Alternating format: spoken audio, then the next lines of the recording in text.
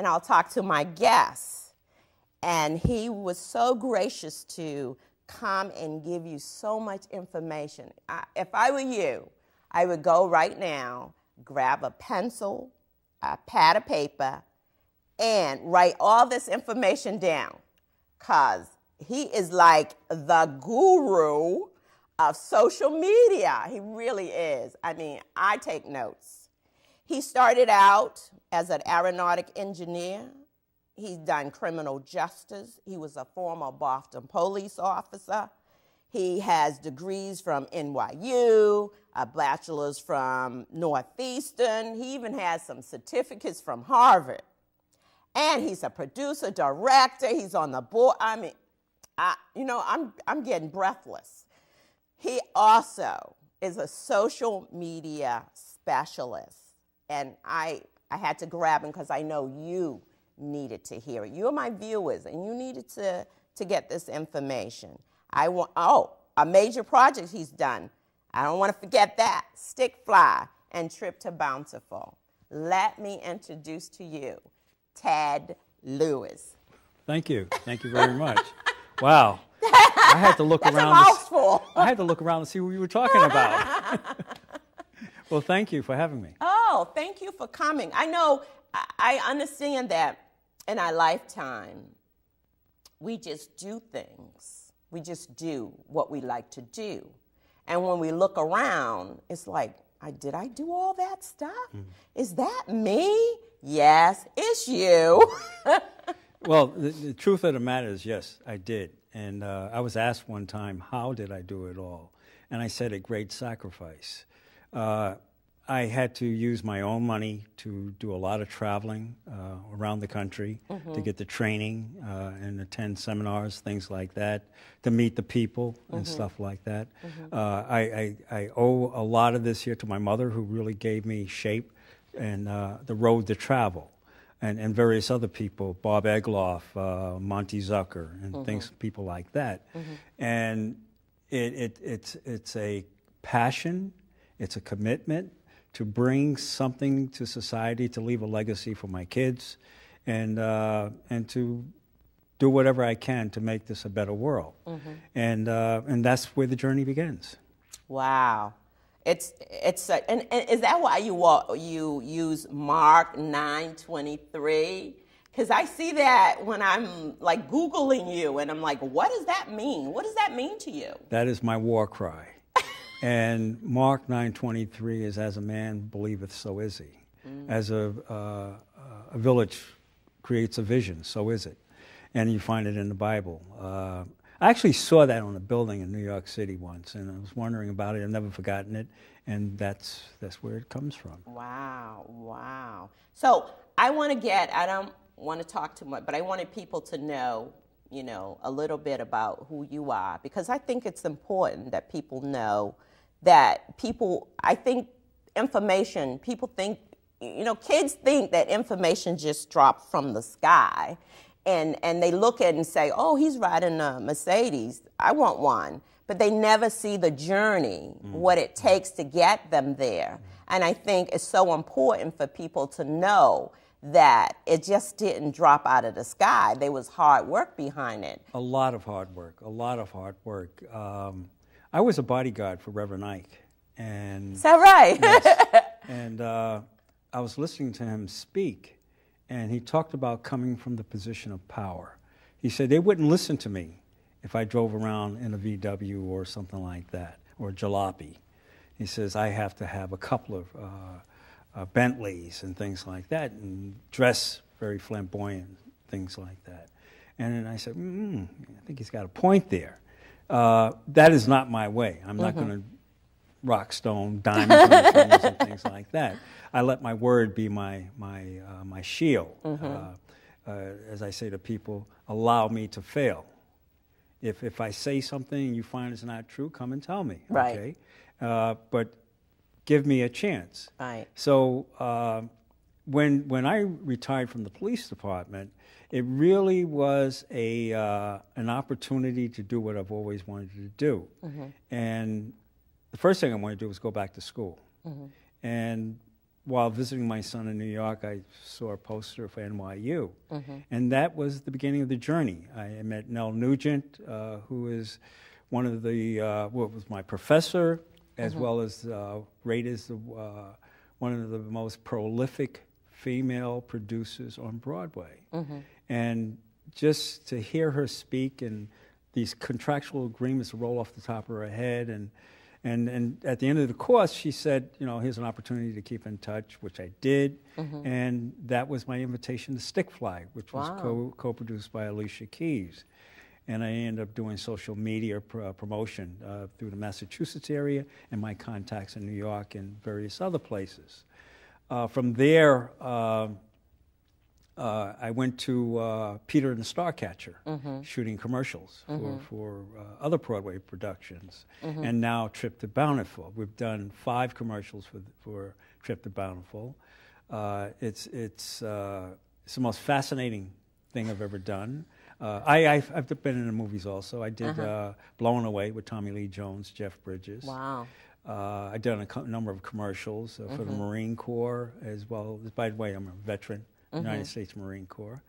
And I'm probably the first certified black firearms instructor for Harvard University Campus Police. Wow. Those places you see, HUPD, I started that. And it was usually an accident. I was fascinated with Harvard, and that was my plate on my personal car. John Francis, the sergeant, picked it up and carried it from there. Wow. But see, it's using your head, using your mind, and don't let anything bar you from that. And because when things, you create your own obstacles, and obstacles are what you see when you take your eyes off the goal. But then if you always do what you've always done, you'll always get what you got.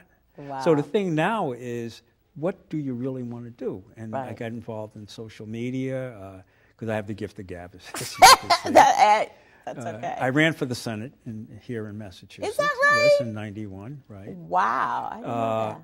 And, you know, again, that's a PhD program in human behavior.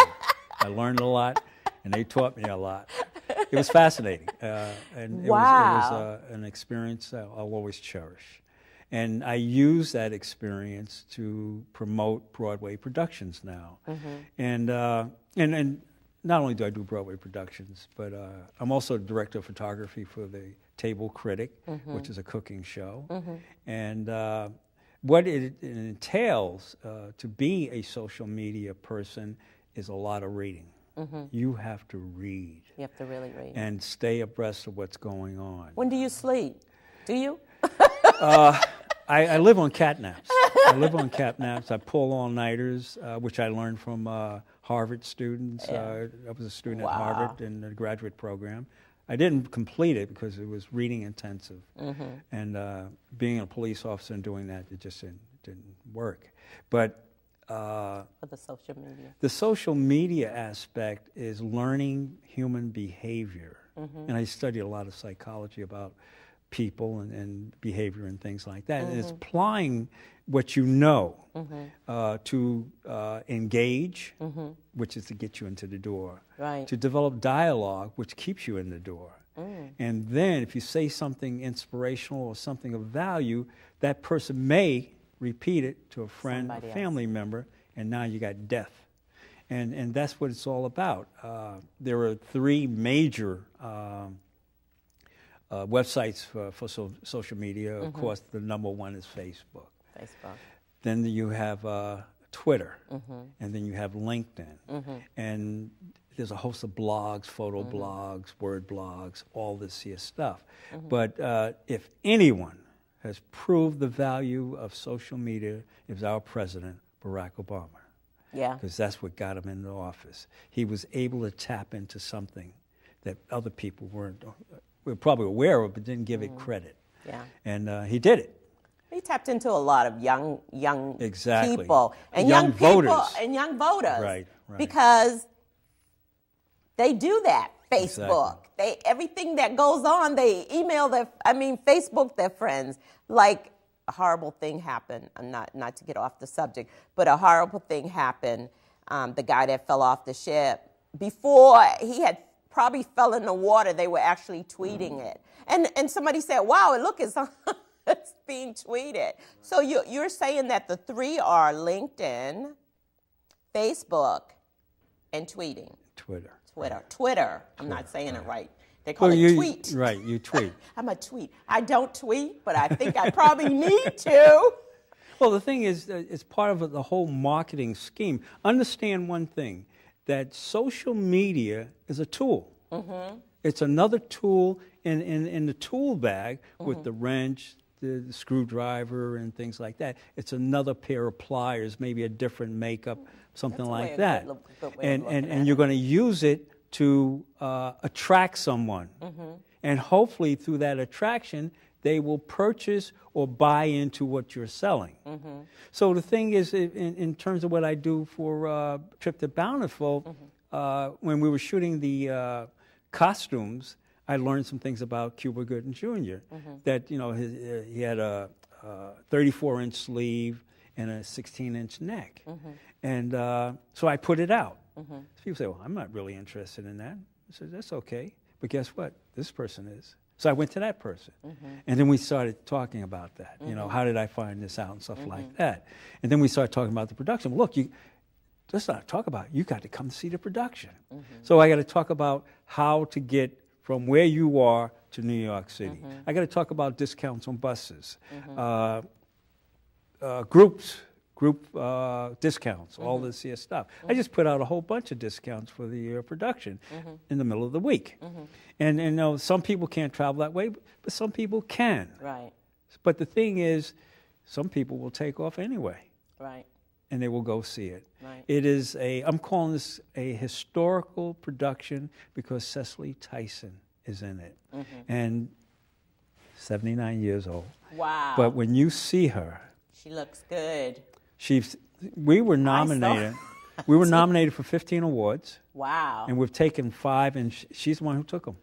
She took a Tony as the best actress. Wow. So, and then the other thing is that we had Tom Cruise, Tom Hanks, Oprah, Tyler Perry. They all stopped in to say hello.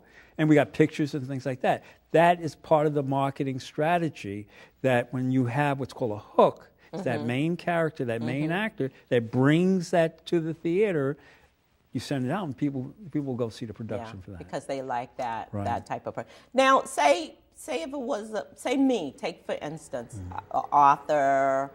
I'll do author or an artist. Okay. What would be the medium I would use? Which one? Facebook, Twitter, which one would be probably conducive to me doing all? All of them. And there's actually a website that you can connect all of them. So you could just work on this one website and we'll send a message to all of them, all that you elect to send it to. But the thing is, I use this rule of thumb. Facebook is social.